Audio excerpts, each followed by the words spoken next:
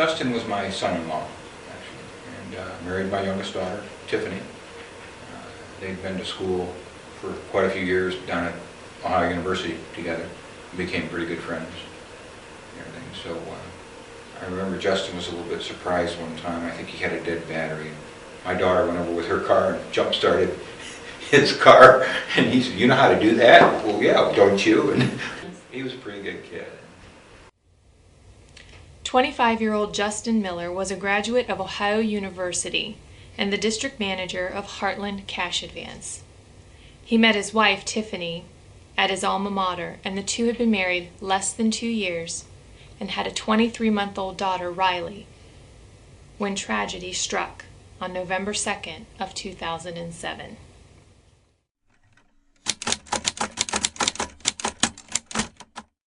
He was always concerned with the, especially if they had female employees, if they were there alone, maybe one or two of them, closing at night. I think they close around 9 o'clock, most of the stores, 8 or 9 o'clock.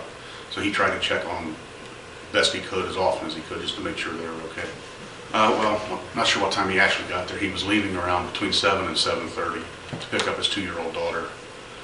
He checked on the women that were there. There's no deposit to take to the bank has already been taken, apparently by one of the employees. And as he left the store, our suspect came from around the store, shot him 3 times in the back. When he laid there, he stood over him and shot him 3 more times and didn't take anything from him. He just fled the scene after that. A lot of the homicides you handle are dope related, something like that, doper on doper. And this guy, he's just working late at night, supporting his family, checking on the store, leaving to pick up his kid. And this animal comes from around the back and shoots him 3 times in the back. So he's not dealing drugs, he's not embezzling from the company, he's a true victim. It's so hard, and even now yet, here we are 2 years later, and my daughter still has trouble sometimes sleeping. She doesn't want to give up the home that she's in, and she's worked very hard and struggled to keep it, and we as a family have stuck together and done everything we can to keep things going. Back this year, Father's Day, they were headed to my house. Right now they live, like I say, in Delaware, and I live on the north side of Powell, Delaware County as well, about 7-8 miles, and there's no grocery stores between our homes. And they were driving to the store, and Riley got all upset at her mother that she wanted to go to the Kroger's store. She said, "Well, why?" She says, "Well, Mom, we have to go shop at Kroger's." "Well, honey, there's no reason. We have everything we need. We're going to have a cookout and so forth, and everything will be fine." She said, "Well, no," she said, "I need to go get a balloon." And she wanted to go buy some helium balloons. And of course her mother asked her why, and she said, "Well," she says, "because it's Father's Day and I need to send a balloon to my daddy."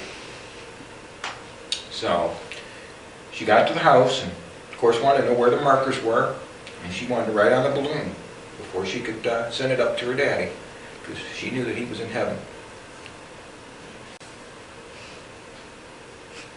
We have a pretty idea who it is.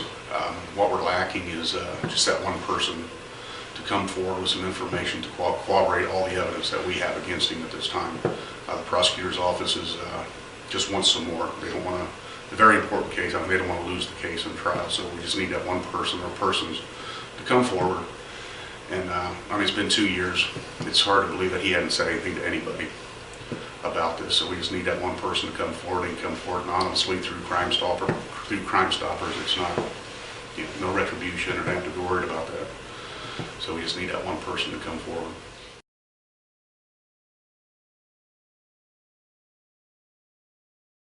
She'll talk about, "There's Daddy," and she'll be pointing to the back of the church if she sees him.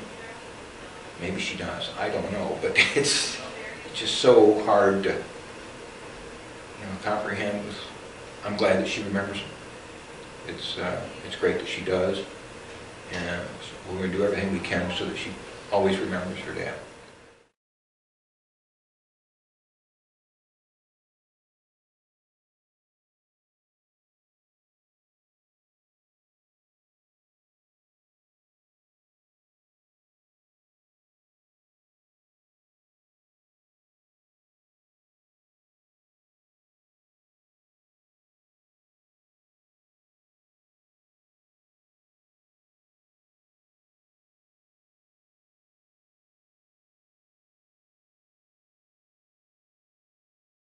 The Franklin County Sheriff's Office is currently investigating over 60 unsolved homicide cases dating back to the 1970s.